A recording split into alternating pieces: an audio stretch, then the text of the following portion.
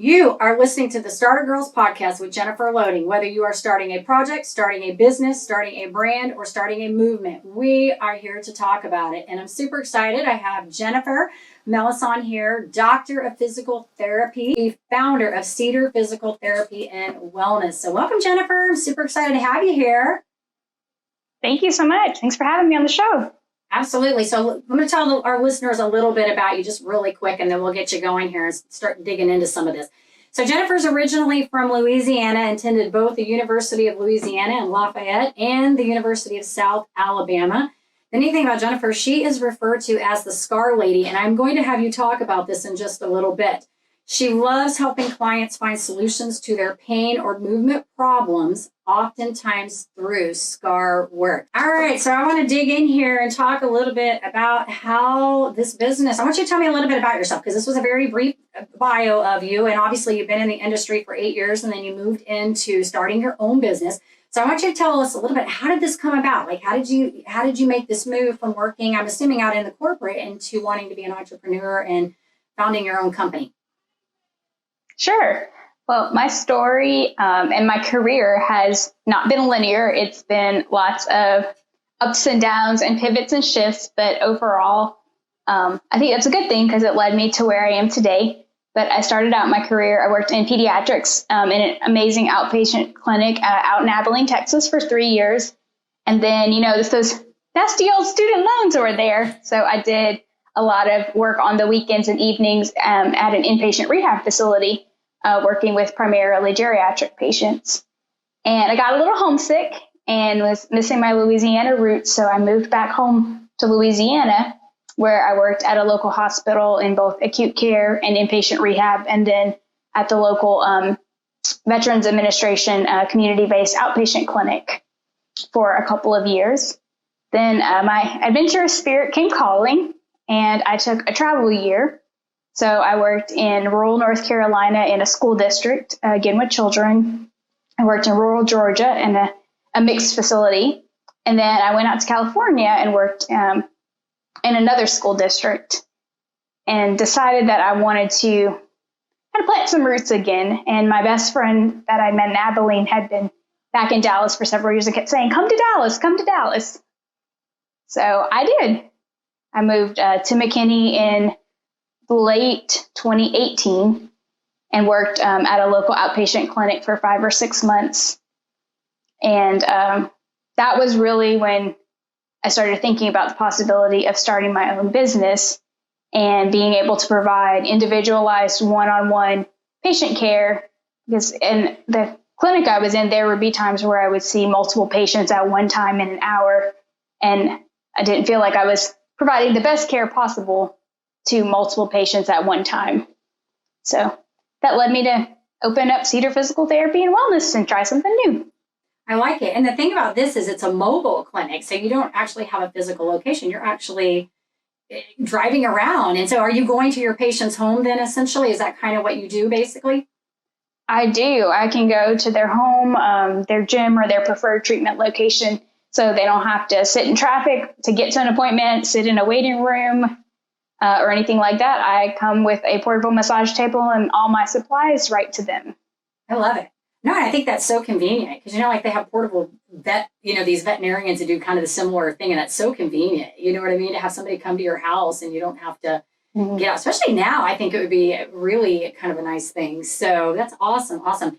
So tell us, I guess, your story is amazing. And when you talk about not being linear, I think that's so true about entrepreneurs, because I don't know that anybody, some people are just born with that idea. Like they're from the time they're a child, they just know I'm going to own my own business. I don't know what that's going to be, but I'm going to own my own business. And they may have grown up in that, like I always talk about that from early childhood. I was exposed to entrepreneurial, the entrepreneurial lifestyle from the very beginning because my parents owned businesses. And so I saw that, but a lot of people don't see that. And so I kind of always knew that I would do something that would be my own thing because I just like doing my own thing, but most people don't. So I think it's very common to have this, this going around before you end up getting that. And I will tell you, even in my own journey, I tell people all the time, I've been like 20 years working in the making, to get to where I am today, and one of the shows I was on, I told somebody, had I known 20 years ago that it would have taken me that long to get from point A to point B, I might have thrown in the ropes, So there's a lot to be learned through that. And I admire you for that. I think that that's awesome. And definitely, your gift is helping people. And I love that. So I want to talk about your scar, your scar work. Tell us about that. What is that? Because I have an idea, but I have no idea. So tell our listeners what that is. Sure. We're going to have a brief science lesson. So the way your brain chooses to move you is called motor control. And motor control is driven by sensory information. So that means your brain gets information from all these receptors in your skin about pressure, touch, is something hot, is it cold, sharp, dull, etc. And it takes that information in, and your brain processes it extremely quickly. And then your brain decides, okay, based on that information I got, I'm going to choose to move you in this manner to do the task you want. So if you're going to pick up this pencil, okay, I'm going to recruit your shoulder muscles here one way, your elbow muscles, your hand muscles, etc. The coordination, the timing, how smooth the movement is. So when we have damage or trauma to our skin, it changes all of that input the brain gets. So therefore, it chooses to move you in a different way. And over time, all those layers and layers of compensations that build up can cause dysfunctional movement patterns, and people may start actually moving differently, or they might start having pain because muscles are doing jobs that they're not actually designed to do to try to help out their neighbors, because your brain's job is to keep you safe and then moving and functional. So I figured out that with skin trauma, that often is a big bully in people's chronic pain issues that sometimes gets overlooked, and it can be a really powerful tool to help them to feel better and to move better by addressing what's going on at their skin, and then to get the brain to kind of sort itself out again and talk to all the muscles the way it's supposed to. So then we can actually start to build flexibility and strength that's actually going to stick. Wow, it's awesome. We've talked before, so I just think what you're doing is really, really neat, Jennifer. I think that's awesome. So what kind of patients do you see? Do you have like a set patient, or are you seeing all kinds of people? Tell us a little bit about that. I do end up seeing all kinds of people, from athletes that are in middle school or high school to adults to older adults. But the most common patient that I see is a lady who comes to me and tells me that she's got back pain or neck pain. And we start going through the history of past surgeries.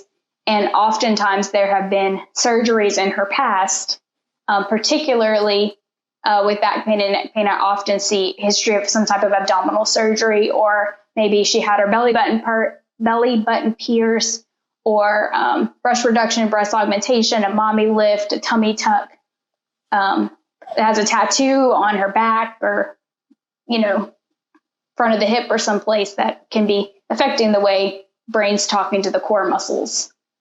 This would make can cause that chronic pain. Yeah. So a C-section, any of these kinds of things could be having an effect. It's so interesting because what this is making me think of is back when, this would have been almost 8 years ago, when I was seeing an acupuncturist for my nerve condition. And I remember him talking about that a lot of times, when you have pain in other areas, it's referred from other things that are going on in your body. Mm-hmm. Like you may have something that's kidney related and it's affecting you in a different spot or whatever. So that's kind of what's coming to mind when you're talking about this skin thing and these things, because I could see that, and people don't understand the correlation between trauma and the pain that you're having. Like they don't get that, hey, if you do something here, it may be affecting muscles in a different part of the body. So absolutely. I can absolutely see that. That's so awesome. I love it. So, all right. So how have you been managing quarantine? How's this affected your business? Business has slowed down quite a bit, but in a way it's a blessing because I'm working on writing a book about scars. So I've gotten to start that project and make some pretty good headway into it. And I am developing an online course about abdominal scars, and I've developed a protocol to help people to help their skin to move better. And then so you work on your scar for 5 minutes, walk for 5 minutes, and then work on breathing and core strengthening for 5 minutes to kind of put everything back together so people can access their core properly and build strength, hopefully help people either right after surgery, once that scar is healed and the doctor's given the A-OK for scar work, or even people who've had surgeries years and years ago can all benefit from this to either hopefully reduce or get out of chronic pain or have it not develop in the first place. So it's been good to have some time. Yeah, when does this all due to come out? Like, when's your book coming out? And this, we should, like, I missed this part. We need to talk about this, expand on this. When does this all coming out? I don't have an exact date, but I am very hopeful for late summer or definitely by fall of this year. You got this, Jennifer. You got this. I'm the person that's like, we got to get a date set on that for you so we get that done. I'll tell you a story. So really quick, I don't want to focus on this too long, but you know, when I don't know if I told you this, when I was writing my book, like I sat on this for like almost a year. It was so crazy because I kept like talking about it and people were like, yeah, you should write it. And I just like, yeah, I'll get to it when I get to it. Right. And so then one day I tell the story. I went into a friend's office to talk about some product that I was at that time was something I was representing. I go in there and while I'm in there, he's like, you need to get your story out on Facebook. You need to brand yourself on Instagram and you need to get your book done. And this is no kidding. That day I walked out. I was in South Lake, came out of South Lake, out of that building, got in my car, and I immediately put on Facebook, I'm writing a book. And then everybody started messaging me and they're like, are you for real? And I'm like, yeah, why would I put that on Facebook? I'm not throwing that out there if I don't intend to get it done.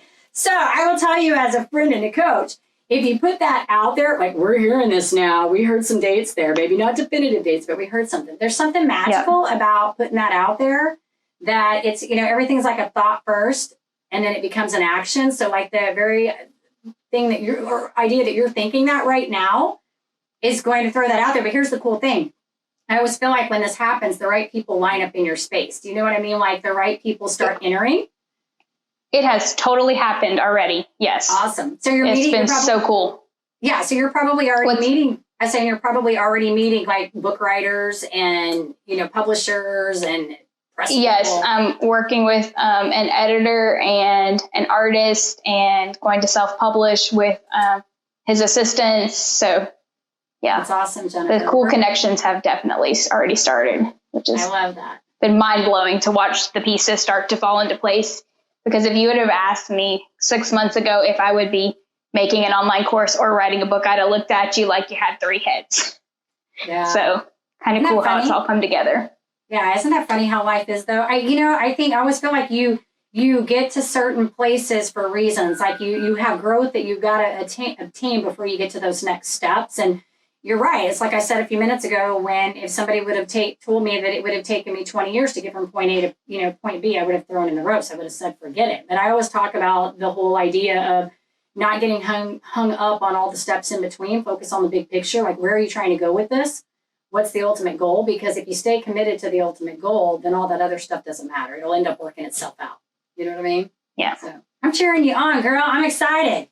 Thank you. Your program, your book, it's going to be rocking. And this is going to be such a great, it'll give you some credibility too. I think it's going to be great for what you're trying to do.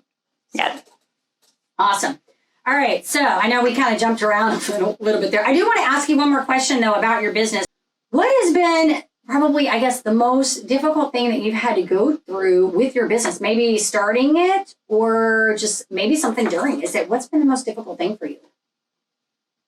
The most challenging thing for me has been to learn how to do marketing and sales and stuff about the website and like all of the actual business pieces, because I learned how to be an amazing physical therapist, but haven't, had a degree in marketing and sales. So all those business related pieces have been challenging to learn and grow and figure out, okay, like sift through resources. What do I actually need right now? What's going to be the best thing? Who's the best person to work with for this? Do I do it myself? Do I find somebody else to do it? All those things. Yeah, I would agree with you on that. The social media and the marketing, that aspect of it is challenging. And so much of what we're doing now is social media and I mean, there's so much of that now. I mean, would you agree? I do, yes. Yeah, it's like if you're not, I mean, you can only, especially now, there's only so much you can do. Before the whole quarantine, I mean, I used to say networking was like my jam, like I networked 3-4 times a week. That's what I did.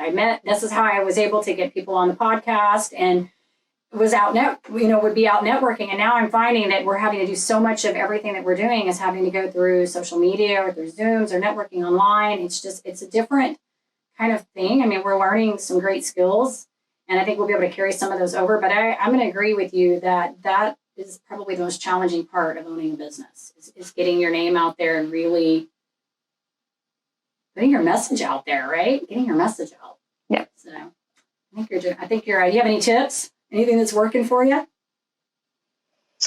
I've had the best success, like you said, from networking and making connections with people in person. And it's really cool who you know and who they know and who they know.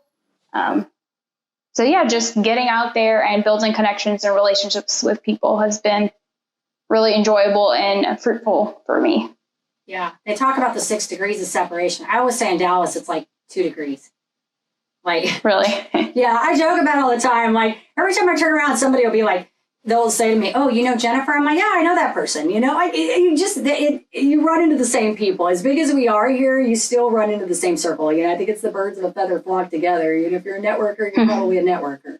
So I'm going to switch gears on you a little bit because I think what you're doing is awesome. But I want to do a little fun on you too, because I think it kind of shows the human side, which is a lot of fun. So what do you like to do for fun when you are not doing out doing your mobile physical therapy and seeing your patients? What's your fun? I really enjoy being outdoors and hiking, and also really love to travel. That's awesome. We're not going to do a whole lot of this. I mean, they're opening things up back now a little bit here and there, but we've been kind of limited on some of that. And I'm sure you're itching to do a little more traveling, and being outdoors is always good too. Vitamin D is good for you. So I think that's an awesome thing. So these are kind of some fun, rapid fire questions that I like to ask. Are you a morning or a night person? Night. Okay. I was telling somebody, have you read the book, The Power of When by the Sleep Doctor? I have not. Okay. It's a fun book. I was telling somebody, somebody today I was talking to on the phone about this. So this book, it's really neat. He bases this on circadian rhythms, and you will totally like this because you're into holistic practices like that stuff like I do. So he says that we're all divided into these 4 different animals. You've got lions, you've got bears, you've got wolves, and you got dolphins. Okay. Lions are your morning people. They get up. Breakfast is like their favorite meal of the day. They've tackled everything by noon, but they're terrible at social activities because by nighttime they're just done. Okay, I'm one of those. It's like nighttime rolls around, I've checked out. The wolves are the opposite. They're the night owls. They're the ones that you're not going to get them to do or I don't say a whole lot. You're not going to get them to do as much in the morning. They're going to be really active at night with their being task oriented. And then you've got bears, which is what most of society is, and they base social norms around them because they are the ones that get up mid-morning. They're normal and they can stay up, normal time. And then you got dolphins, which they say are the ones that are just kind of like all over the place. Their brains are just kind of going all the time. So it's really neat. The reason I'm telling you this is because when I asked that question about the sleep, it's funny because if you know which one of these that you are, you can actually base your entire existence around this. Like you'll know when's the best time to be task oriented, when's the best time to be creative, when's the best time to exercise, or maybe take your medication. And so I was actually talking to one of my, somebody I was coaching this morning. We were kind of talking about that, and he was saying he wanted to get up early. And I said, well, what's your reasoning for wanting to get up early? Maybe that's not your circadian rhythm, and maybe you're just telling yourself you need to do that when maybe that's not really when you're at your prime, and so I've learned to manipulate that. And so I know for me personally that I'm very task oriented in the morning, but if I want to be creative, then I need to do that in the evening. That's when I'm just not clearly thinking straight and all the creative stuff comes out. So that's why I'm telling you that. You might check it out. So, all right. So are you a cat or dog person? Did I ask you this already? Definitely dog. Definitely dog. Do you have a dog? Definitely dog. Awesome. What's that? Do you have one? Do you have a dog? I don't, not right now, but some point in the future. Love it. I have both, so I can go either way on that. If somebody says cat or dog, I'll cheer them on either way. You got a cat? Yes. You got a dog? Yes. We're good, right? Yeah, I'm a little allergic to cats. So. Oh, yeah? Yeah, understood. Yeah. Summer or winter? Definitely summer. I hate the cold, and I don't do well in the dreary. Well, you're from the South, so we don't really get a lot of cold in the South, right? That's very on purpose. Yes, exactly. I'm choosing where to live. Right? Our cold is sitting at we're at 60 degrees. We're a little chilly today, right? Crazy. Yep. All right. And Jennifer, what's your favorite food? Macaroni and cheese. Macaroni and cheese. I love that. The last few shows we've done, we've had a lot of Tex-Mex and Italian. And I keep teasing everybody because I'm like, you can't be Italian here. Like, if you're from the South, it's Tex-Mex. It's chips, salsa, and margaritas, right? Yeah. Yeah. I saw on Facebook yesterday, because, it wasn't yesterday Cinco de Mayo? It was. Yeah, Cinco de Mayo. Okay, so all these people have pictures out there of chips, salsa, and I saw one over at Mi Casina. I think that's where they do the Mambo taxis or what. I'm like, all these people have pictures all over my Facebook of chips, salsa, and drinks, and I'm like, I don't know how long we've been in quarantine, but we've done takeout 2 times the entire time we've been in quarantine. True story. I'm like, we need some chips and salsa. So I think that's awesome. All right, so my last fun question I want to ask you: if you could be any character, can be anybody for the day, what would you pick?